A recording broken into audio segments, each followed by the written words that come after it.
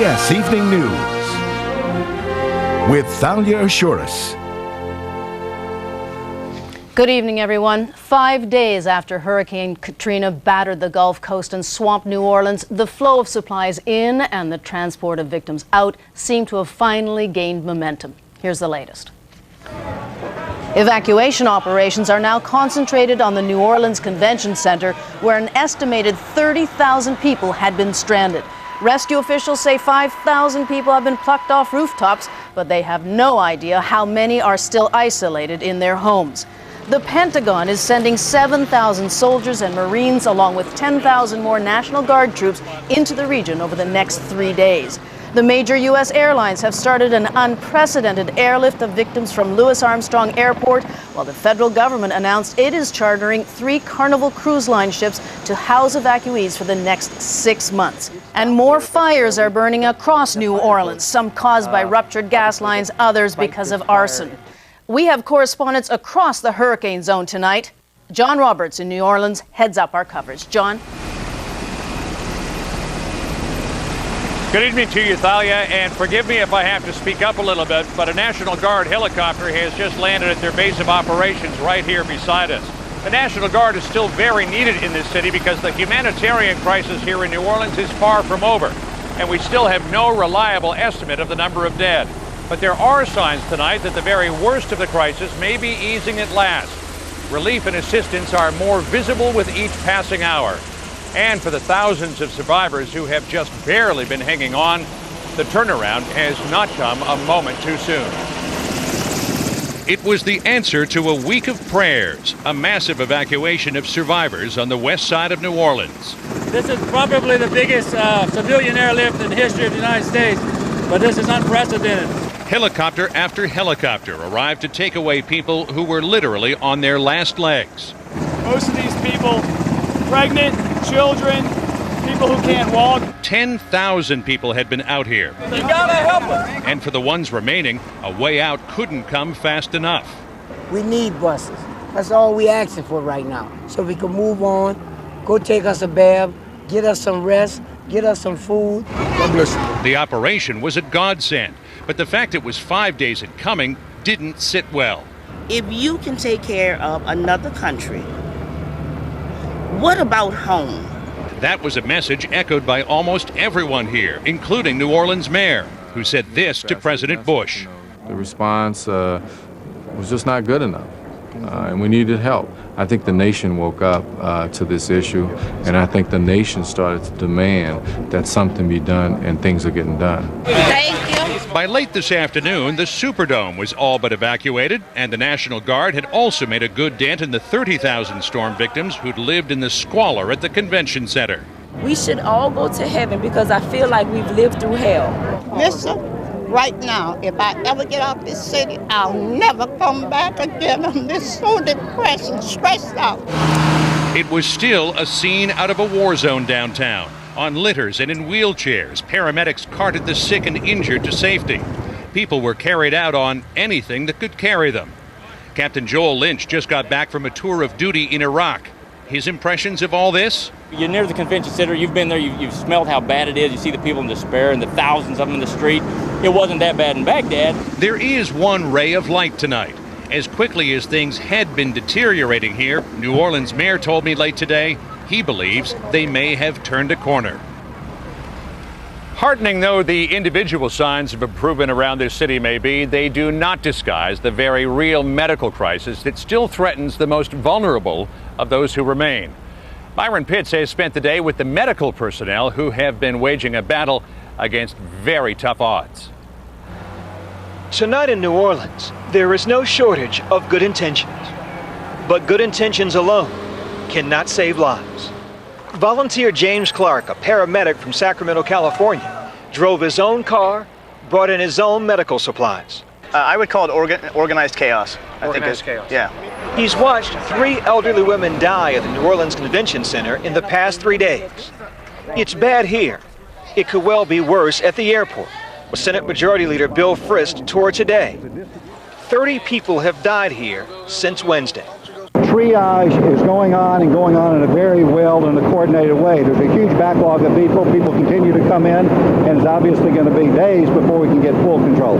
Local doctors and paramedics are doing the very best they can, today using shopping carts and office chairs as gurneys.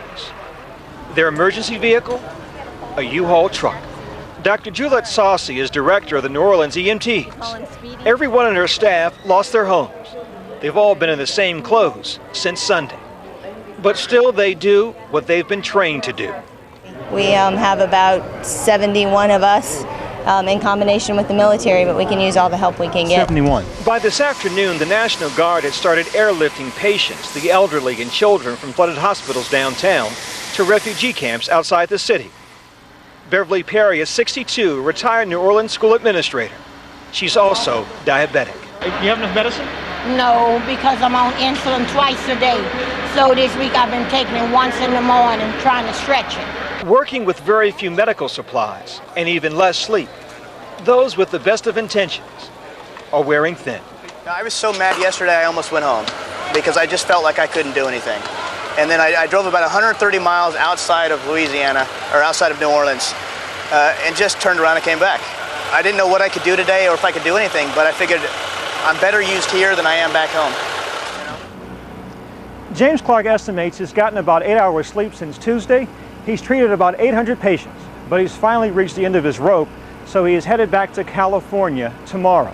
Now tonight the Red Cross is asking for volunteers with medical experience, and they are in need of medical supplies. John? Byron Pitts just outside New Orleans tonight. Byron, thanks very much. Desperate as conditions still are for many victims in New Orleans, at least their misery is centered in a relatively confined and high-profile area. As Cynthia Bowers shows us tonight, that's definitely not the case for survivors scattered across the hurricane zone to the east. For 5 unimaginable days, many folks living along the Mississippi Gulf Coast have been wondering when or whether any kind of aid will get to them. The problem is there's still so many places you can't get to, and as the calls for help come in from these isolated communities, they're being answered from above. But on the ground, the help that comes isn't always what's needed most. And with communication so disrupted, that disconnect could continue for days to come. I'm not going to downgrade what they're doing because I know they're working hard. Folks in Kill, Mississippi told us they've been waiting here 6 hours for a relief truck, not a Black Hawk loaded with MREs. What did you need to come off that chopper? Ice and water. Ice. A delivery of prepackaged food, though well-intended, disappointed these third-generation military families who say they can take care of themselves with the right kind of help. We got food. We can feed everybody. Right now what we need is some gasoline so we can run our generators. The most pressing need for Tony Gilbert to get word she's okay to her son serving in Iraq. I love you, Stevie. Emotions are easy to come by here. It's everything else that remains in short supply. Cynthia Bowers, CBS News, Gulfport, Mississippi. The misery Katrina has inflicted on Mississippi extends far beyond the Gulf Coast areas that were the storm's immediate target. Mark Strassman is in Hattiesburg tonight, where residents and newly arrived evacuees are scrambling to deal with the aftershocks. Even 90 miles inland, the frantic search for life's essentials is only marginally better. Food, water, ice, generators, and especially gasoline. Lines like this can be a mile long, but gas keeps their search alive for other necessities. In some cases, people wait for hours at a closed station, hoping it will open. Hotels are packed with evacuees for hundreds of miles. Many of them have no home to return to. And many people aren't just homeless, they're jobless too. Katrina wiped out thousands of businesses. So here's a sobering statistic for Labor Day on Monday. Along the Gulf Coast, the best guess is that the unemployment rate could soar to 25%. Katrina is a calamity that goes to the horizon and beyond. Mark Strassman, CBS News, Hattiesburg, Mississippi. Destruction and a human tragedy that is certainly going to last for years to come. Thalia? John, a couple of questions. A public health official says at least one morgue alone should expect up to 2,000 bodies. Does anyone know how many people have died? All they can do right now is guess, Thalia, because nobody has been out there to collect any of these dead bodies. As a matter of fact, at the convention center right behind me, there are at least a couple of dead bodies still there, one of them lying out in the middle of the street. And throughout the flooded areas, they're expecting there could be well over 1,000 casualties. We drove around in a boat the other day and saw one just floating beside a car. In fact, the emergency workers have been actually tying some of these bodies to trees by a wrist or to a stop sign just so that they don't float away, so they know where to come back to them for. I mean, it's incredibly incongruous, particularly in a city which puts such ceremony into funerals. There are also plenty of fires there, aren't there?